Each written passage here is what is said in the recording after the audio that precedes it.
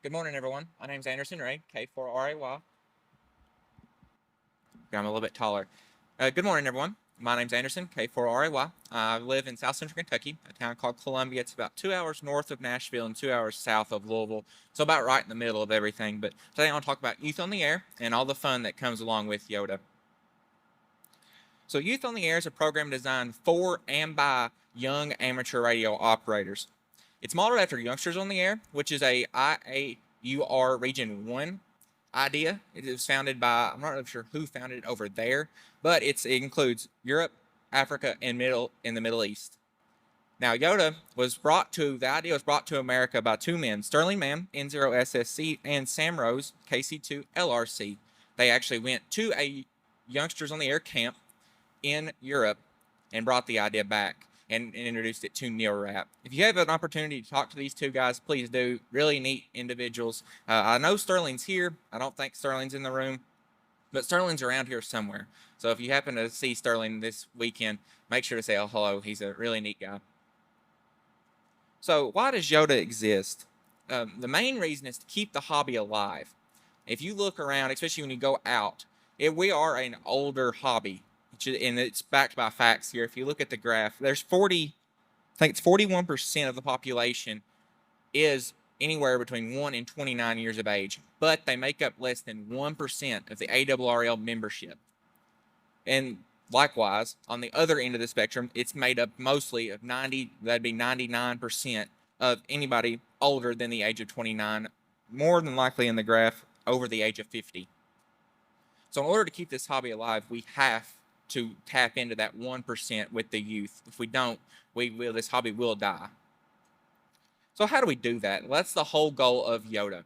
And we have to make it fun and enjoyable. I mean, in a technological age, it is very hard to get a kid to get off the cell phone. And that's one of the teaching points that I like to use when I go into high schools and middle schools is whatever your phone can do, a radio can do. And we want to demonstrate that through YOTA.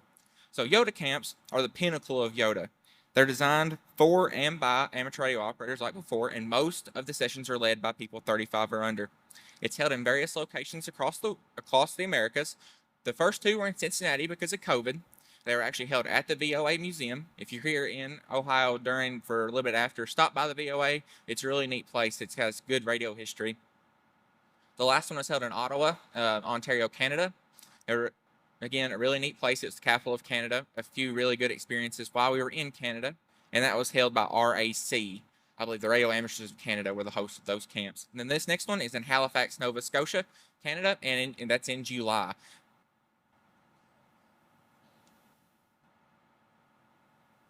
Get to my notes here. Then the next two are YOTA Contest and YOTA Month. Two things that happen throughout the year, not just in July. So the point of YOTA is we want to make sure that there's stuff for youth to do throughout the year and not just of that 1 week of camp. So December is YOTA month. It's a month-long special event station where young operators can sign up to operate one of 4 call signs in the Americas, YOTA, and then everywhere else, any of the call signs end in YOTA. I believe we have an Argentinian call sign, and then there's some over in Europe. And I'm not really sure what countries are. I think that's just is it right? Just a broad spectrum of Europe. Yeah, so just the broad spectrum of Europe. YOTA Contest is a 3-part contest held throughout the year, with the last happening in December.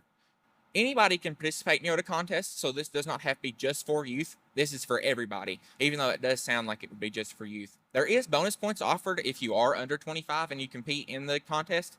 And like I said, awards and plaques are given for the people that win the most. And then, like I said, 2 of the most things we can do throughout the year that just keep youth active. So why YOTA Camp over the alternatives? Well, YOTA Camp gives hands-on experiences and stuff that people can remember throughout their time in radio. Helps us get comfortable through radio, like I said, through the use of hands-on projects and experiences. So the projects, we do various different things. Last year, I believe we did a CW key, a CW oscillator, and an antenna build for 20 or 40 meters. That was the 3 things. And you use those throughout the week for varying sessions. And like I said, experiences. The experiences are one of the best things we can give young radio operators to get them hooked.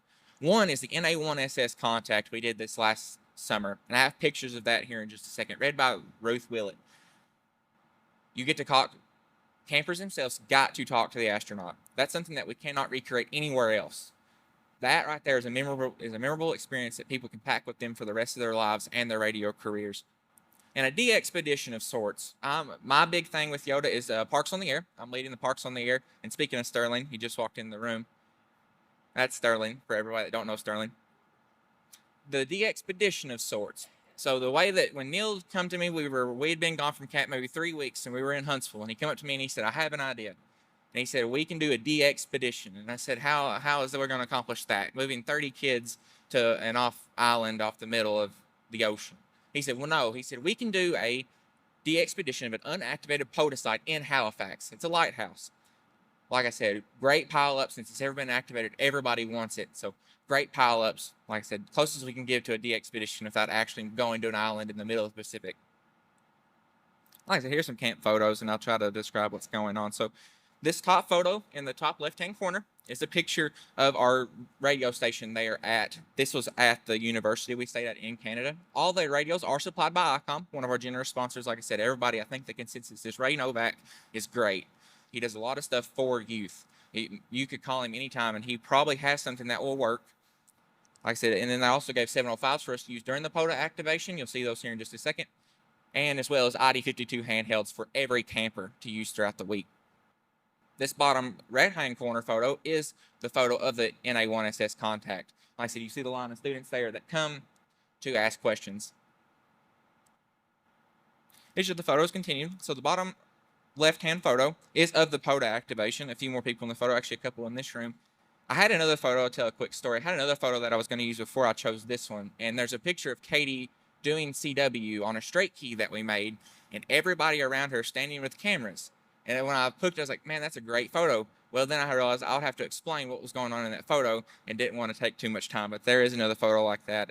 I think I have it on my phone if anybody wants to see it afterwards. But like I said, those neat experiences that we can't get anywhere else. And then the Defen bunker. What the Defen bunker is a nuclear fallout shelter for the Canadian government. It was supposed to be secret. It turned out not to be very secret. It was actually founded right after it was started building. And how they found it out, they had a pilot fly over and saw a bunch of toilets on the ground, and they figured out that it must have been the bunker. So really neat to get to tour that. Like I said, it's one of those things I would never have went there without YOTA. So like I said, another one of those neat experiences. So then the real question is, does this all work? Does it actually grab the attention of youth operators? Well, the simple answer is yes. As we can see, we have numbers here. So the top number, as we can see, before camp, we have an average of about a 3.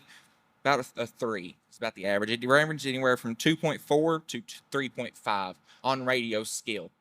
Well, after camp, we see those numbers rise from anywhere from 2.9 to 3.9 after camp. And then the big thing here is retention. We have to make sure make sure they retain that information. So we give another survey a year later, and as we can see, there is a little drop, but overall still those skills are retained. And like I said, 2.78 to 4.22 in a year later. So why am I so passionate about POTA? Well, I don't come from a radio background. None of my family was radio operators. I had a few people there in the community that helped me out. One that my dad works with overall, his name was Mike Keltner. He helped me out a lot. And so with Youth on the Air, it taught me those important skills. He said, without Youth on the Air, I would not be able to learn these skills, such as kit building and stuff like that. I would have never done that. Well, I probably would have, but most of the time I have to rely on YouTube or other Elmers. And we know how life goes. YouTube doesn't always have all the answers, and Elmers get busy.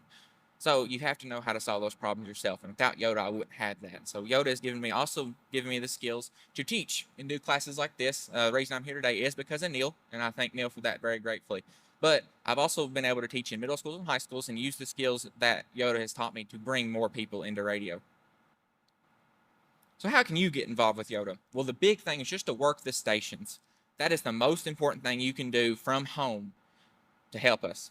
If we don't have people making pile-ups or making contacts, we cannot teach those radio skills or cannot test and see if equipment that we've built works or anything like that.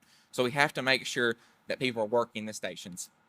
As well as follow YOTA on social media, very active on Facebook and Instagram, led by youth. Actually, Katie and Jack is in the room as well. They lead our social media. And you can also make sure to check out youthontheair.org. That's where all the information about YOTA can be found. YOTA Camp, YOTA Month, as well as any press releases about what is going on in YOTA. And then YOTA at Hamvention, most importantly.